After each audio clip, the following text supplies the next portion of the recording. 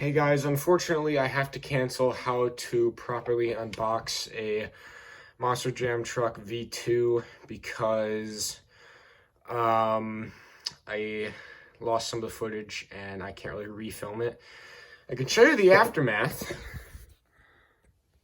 Here's the poster, there's the blister, little name tag, the figure,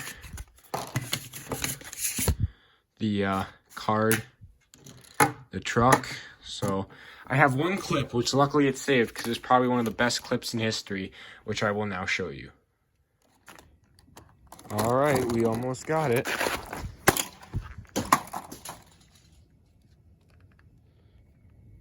Okay, I really did not mean to do that.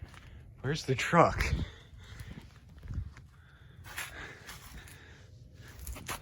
Oh no, here it is.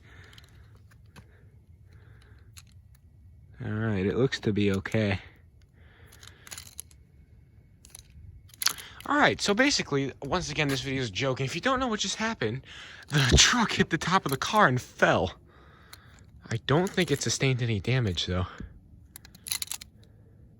All right, we seem to be in good shape. Let's continue with the jokes.